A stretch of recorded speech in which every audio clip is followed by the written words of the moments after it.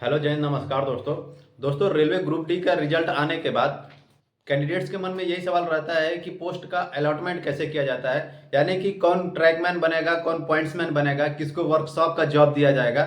ये कैंडिडेट्स के मन में सबसे बड़ा सवाल चलता है। आज की इस वीडियो में मैं आपको पूरा डिटेल में समझाने वाला हूँ कि किस आधार पर रेलवे आपको पोस्ट का अलॉटमेंट करता है। तो दोस्तों, मैं आपको सबसे पहले बताता हूँ कि सबसे पहले रेलवे में क्या देखा जाता है कि आपको जो पोस्ट अलॉटमेंट करना है उसके लिए आपको क्या क्या देखा जाता है, रेलवे क्या क्या देखता है। तो सबसे पहले दोस्तों, रेलवे आपका पोस्ट प्रेफरेंस देखता है, यानी कि आपने फॉर्म भरते टाइम जो पोस्ट प्रेफरेंस रेलवे ने मांगा था उस पोस्ट प्रेफरेंस में आपने सबसे ऊपर पोस्ट प्रेफरेंस कौन सा दिया है। जैसे कि रेलवे में लगभग में 18 तरह के पहले पोस्ट होते थे, अभी लगभग में 14 तरह के पोस्ट बचे हुए रेलवे में। किसी किसी जोन में जो 14 पोस्ट है वो किसी किसी जोन में 11 पोस्ट, किसी जोन में 10 पोस्ट, किसी किसी जोन में पूरे के पूरे 14 पोस्ट तक निकाले गए थे। और उस पोस्ट में आपने सबसे ऊपर कौन सा दिया, उसके बाद second number, third number, fourth number, यानी जो पोस्ट प्रेफरेंस दिए हैं उस पोस्ट प्रेफरेंस को रेलवे सबसे पहले देखता है। उसके बाद आपका क्या देखता है, उसके बाद मेरिट यानी स्कोर देखता है, आपके नंबर कितने हैं, यानी कि आपके जो जोन में है आपके जोन से उस पोस्ट प्रेफरेंस, जैसे कि आपने 1 नंबर पे पॉइंट्समैन को डाला और आपके ही जोन में दूसरा कैंडिडेट्स भी पहले नंबर पर पॉइंट्समैन डाला है, लेकिन आपके 80 नंबर बन रहे हैं और दूसरे वाले कैंडिडेट्स के 82 नंबर बन रहे हैं। तो जो 82 नंबर वाला है उसको सबसे पहले पॉइंट्समैन का पोस्ट प्रेफरेंस दिया जाएगा। उसके बाद रेलवे क्या देखता है, मेडिकल स्टैंडर्ड, यानी आपको जो मेडिकल होता है आपका, जब आपका मेडिकल का रिजल्ट आ जाता है तो मेडिकल में आपको एक स्टैंडर्ड दिया जाता है। जैसे कि ग्रुप डी में जो हाईएस्ट मेडिकल कैटेगरी दी जाती है वो A2 मेडिकल दी जाती है, जो कि A2 के लिए ग्रुप डी में केवल एक ही पोस्ट होती है, वो होती है पॉइंट्समैन की पोस्ट। उसके बाद सभी A2 पोस्ट के नीचे के पोस्ट होते हैं मेडिकल कैटेगरी, जो A2 के नीचे वाले सभी पोस्ट होते हैं।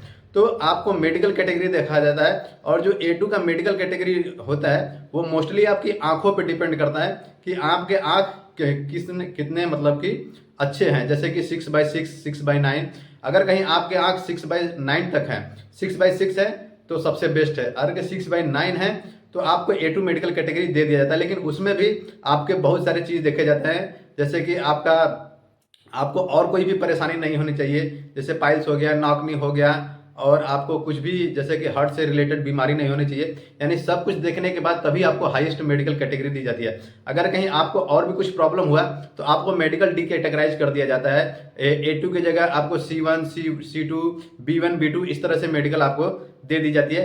तो इसके बाद रेलवे आपका मेडिकल कैटेगरी भी देखता है आपको पोस्ट प्रेफरेंस देने से पहले। उसके बाद आपके जो जोन है उसमें उस कैटेगरी की मेडिकल वैकेंसी आपकी अवेलेबल है कि नहीं। जैसे कहने का मतलब कि आपके जो जोन है, आपने जिस जोन से फॉर्म भरा है, आपको A2 मेडिकल कैटेगरी मिला और A2 मेडिकल कैटेगरी के लिए केवल 2 पोस्ट है। बाकी आपसे ऊपर आप मेडिकल फिट है, आपको भी A2 मिला है, लेकिन आपसे ऊपर 2 कैंडिडेट्स हैं। आपके नंबर जो है, आपके नंबर से ऊपर 2 कैंडिडेट्स हैं जिनके आपसे ऊपर है, तो सबसे पहले उनको, जो 2 कैंडिडेट्स हैं, उनको A2 मेडिकल कैटेगरी की पोस्ट दे दी जाएगी, आपको नहीं दी जाएगी। रेलवे में दोस्तों यही एक ड्रॉबैक है कि आपका रिजल्ट आने के बाद भी किसी किसी जोन में ऐसा होता है कि आप मेडिकल फिट हैं, आपका रिजल्ट में नाम आ गया, लेकिन आपके लिए पोस्ट नहीं बची होती है, जो आप पोस्ट दिए होते हैं, तो आपको वो पोस्ट नहीं मिल पाती है दोस्तों। इस तरह से होता है, और बाकी सारे पोस्ट भर लिए जाते हैं और आपको वो पोस्ट नहीं दे पाता है रेलवे। तो इस तरह से दोस्तों जो रेलवे है वो पोस्ट का प्रेफरेंस को देखता है, आपका मेडिकल कैटेगरी देखता है और आपका स्कोर देखता है।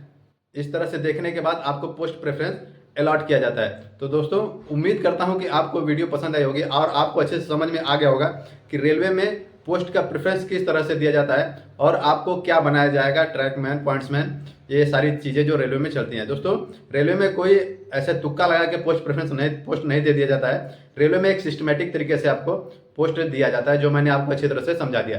तो दोस्तों, उम्मीद करता हूँ कि आपको वीडियो पसंद आई होगी और जानकारी अच्छी लगी होगी। वीडियो पसंद आए तो वीडियो को लाइक करके चैनल को सब्सक्राइब जरूर कीजिएगा। दोस्तों, मिलेंगे नेक्स्ट वीडियो में। जय हिंद, वंदे मातरम।